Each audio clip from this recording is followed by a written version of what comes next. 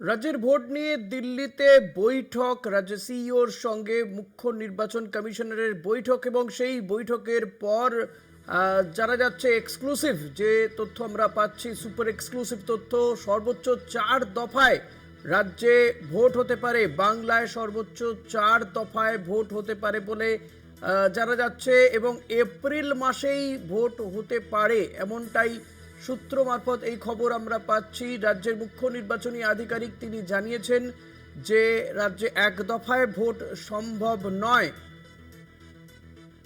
সর্বোচ্চ 4 দফায় ভোট হতে পারে। এর আগে আমরা 7 দফা 8 দফাতেও নির্বাচন দেখেছি বঙ্গে। এ নিয়ে আমরা কথা বলবো, বিশেষ প্রতিনিধি দীপ্তিমান ভট্টাচার্য রয়েছে। দীপ্তিমান, এই মুহূর্তে সুপার এক্সক্লুসিভ যে খবর আমরা দেখাচ্ছি, রাজ্যে সর্বোচ্চ 4 দফায় ভোট হতে পারে বলে সূত্র মারফত জানতে পারছি। তোমার কাছে কি খবর রয়েছে, গোটা বিষয়টি জানাও। একেবারে দেখো, আজকে যে বৈঠক হয়েছে দিল্লিতে, সেই বৈঠকের পরে কিন্তু এই সিদ্ধান্ত নেওয়া হয়েছে এবং সেখানে কিন্তু স্পষ্টভাবেই আজকে রাজ্যের মুখ্য নির্বাচন আধিকারিককে জানিয়ে দেওয়া হয়েছে যে 4 দফায় রাজ্যে কিন্তু ভোট হবে এবং সেই হিসাবে ম্যাপ থেকে আরম্ভ করে জিওগ্রাফিক্যাল যে ম্যাপিং বলা হয়, যে কোন জেলা থেকে কিভাবে ভোট করলে পরে সেন্ট্রাল ফোর্স কিভাবে মুভ হবে, হ্যাঁ, অবজারভারদের কি করে কাজ করতে হবে না করতে হবে, সেই পুরো বিষয়গুলো কিন্তু এইখান থেকেই কিন্তু তৈরি করা হবে এবং সেইভাবে জিওগ্রাফিক্যাল যে ম্যাপিং, সেই ম্যাপিংও প্রায় কমপ্লিট করে ফেলেছে ইলেকশন কমিশন। এবং ইলেকশন কমিশন শুধু তাই নয়, সেখানে কিভাবে 4 দফায় ভোট হলে পরে কবে ভোট ঘোষণা হবে সেটাও কিন্তু আজকে মৌখিকভাবে বলা যেতে পারে বলে দেওয়া হয়েছে যে মার্চ মাসের দ্বিতীয় সপ্তাহে কিন্তু এই ভোট ঘোষণা হতে পারে।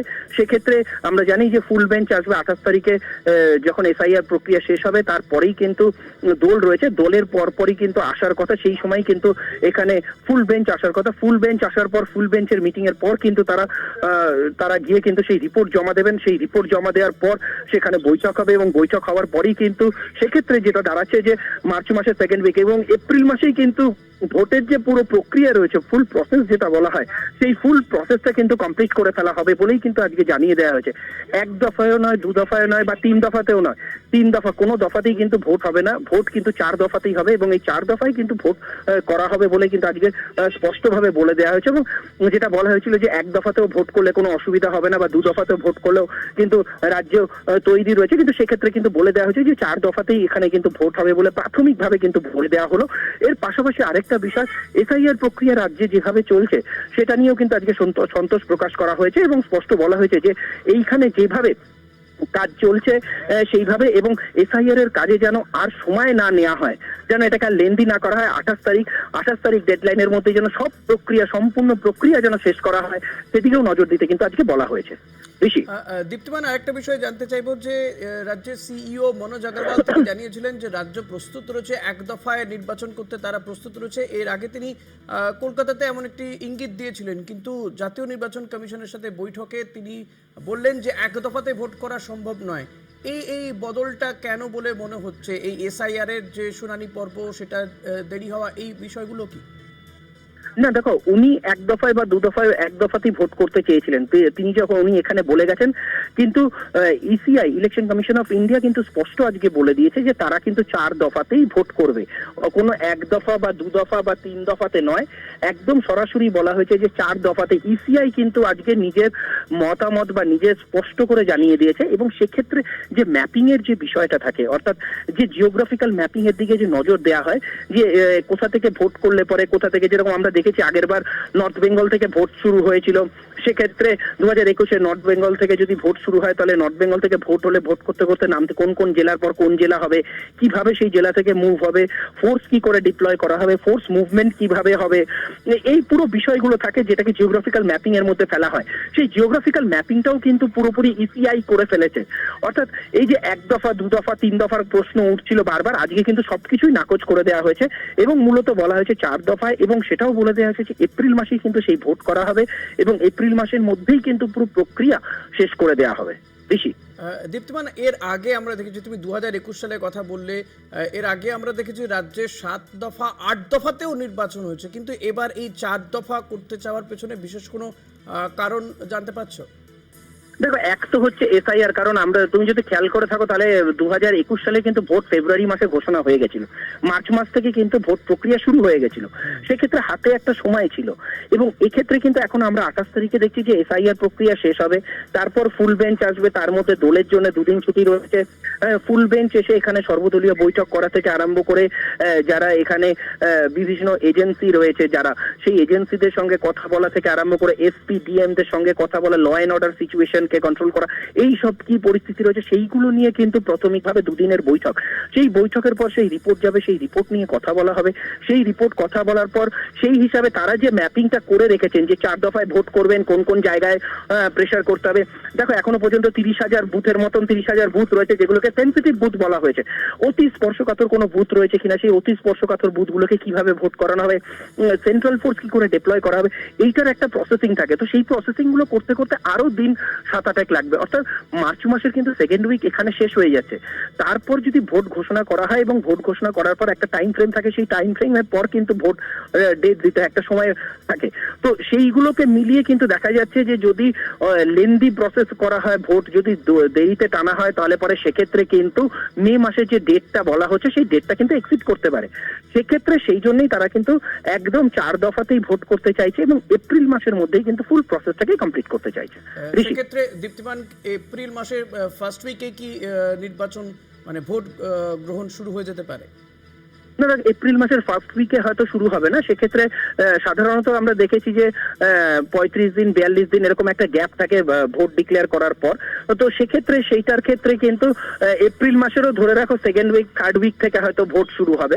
এবং সেক্ষেত্রে একটা ভোটের সাথে আরেকটা ভোটের দূরত্ব গ্যাপিংটা হয়তো আমরা আগে দেখেছিলাম 5 দিন 6 দিনের থাকতো, সেক্ষেত্রে এখানে হয়তো 3 থেকে 4 দিনের একটা গ্যাপিং হবে। হয়তো 4 দফায় যদি করা হয় তাহলে সেই 16টা দিন হাতে থাকবে, হয়তো 3 দিন কি 4 দিনের একটা গ্যাপিং এ।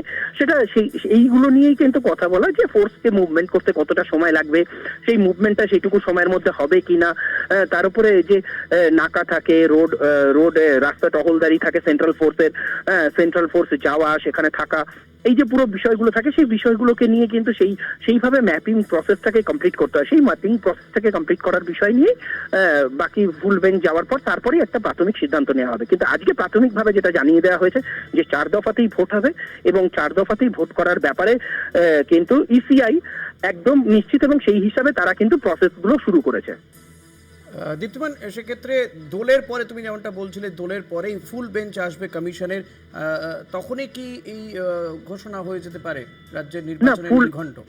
না, ফুল বেঞ্চ আসলেই কিন্তু ভোট ঘোষণা হতে পারে না। ফুল বেঞ্চ আসলে পরে কিন্তু এখানে সর্বদলীয় বৈঠক হবে, ডিএম এসপিদের সঙ্গে কথা বলবে এবং তারপর তারা এখানে যারা এজেন্সিস গুলো রয়েছেন, যারা এই টাকা ধরা থেকে আরম্ভ করে তারা যে বিভিন্ন যে এজেন্সি গুলো রয়েছে তাদের সঙ্গে বসে কথা বলবেন। তো প্রত্যেকটার একটা পার্ট বাই পার্ট একটা পার্ট রয়েছে, প্রত্যেকটা যে পলিটিক্যাল পার্টি রয়েছে তাদের নিজস্ব একটা করে বক্তব্য আছে যে তারা কি বলছেন ক দফায় ভোট করতে হবে, তারা কি বলছেন কোন কোন জায়গাগুলো অতি স্পর্শকাতর রয়েছেন, তাদের কি কি দাবি রয়েছে, কি করতে হবে, তাদের কি কি অবজেকশন রয়েছে, তাদের কি কি পক্ষ রয়েছে, বিরোধীরা একটা কথা বলবে, শাসক দল একটা কথা বলবে। তো এই পুরো বিষয়গুলোকে কিন্তু জট ডাউন করতে হয়।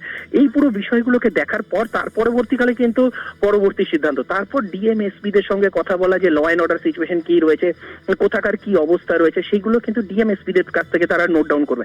তারপর হচ্ছে কোন এজেন্সি এখানে টাকা আসলে পরে যে সেই সময় একটা ফ্লো অফ মানি থাকে, সেই ফ্লো অফ মানিগুলোকে কিভাবে আটকাতে হবে, নাকা চেকিং কিভাবে হবে, কি হবে না হবে, সেইগুলো নিয়ে তাদের কি কি রোল থাকবে, সেই রোলগুলোকে একবার করে দেখে নেওয়া। তো এই পুরো মিটিং গুলো কিন্তু এই ফুল বেঞ্চ আসলে পরে এই মিটিং গুলো হয়ে যায়। সেই মিটিং হওয়ার পর এই ফুল বেঞ্চ গিয়ে কিন্তু তারপর রিপোর্ট দেবে ইসিআই কে। ইসিআই সেই রিপোর্টগুলোকে নিয়ে সেইগুলোকে নিয়ে তারা পর্যালোচনা করবে। সেই পর্যালোচনা করতে 2-3 দিন সময় লাগে এবং তারপরেই কিন্তু ভোট ঘোষণা হয়। দীপ্তিমান, শেষ প্রশ্ন তোমার কাছে, যে এর আগে যখন রাজ্যে এই 7-8 দফায় ভোট হয়েছে তখন বলা হচ্ছিল যে রাজ্যের আইন শৃঙ্খলা পরিস্থিতি খারাপ, সেই কারণে এত দফায় ভোট করতে হচ্ছে।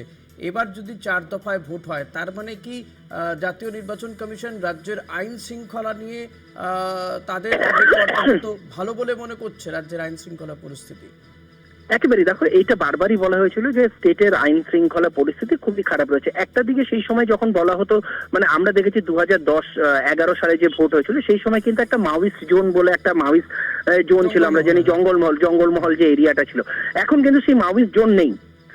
সুতরাং সেইখানে কিন্তু অবাধ এবং সুষ্ঠুভাবে ভোট হতে পারে। তখন ওখানে কিন্তু ঝাড়গ্রাম একবার ভোট হতো, বাঁকুড়া হতো, পশ্চিম মেদিনীপুর হতো, তারপরে পুরুলিয়া হতো। তো ওখানে কিন্তু অনেকটা সময় লাগতো। এবং ল অ্যান্ড অর্ডার সিচুয়েশনে যদি কথা বলা হয় ইলেকশনের সময়, সেই law and order situation obviously যে প্রশ্নটা তুমি করলে যে দফা কমিয়ে দেওয়া মানেই তো ল অ্যান্ড অর্ডার সিচুয়েশন, তার মানে অবশ্যই এটা বলা যেতে পারে ইলেকশন কমিশনের পক্ষ থেকে একটা শিলমোহর, হ্যাঁ। যে ল অ্যান্ড অর্ডার সিচুয়েশন ভালো হয়েছে, সেই জন্যই 4 দফাতে ভোট করা হবে।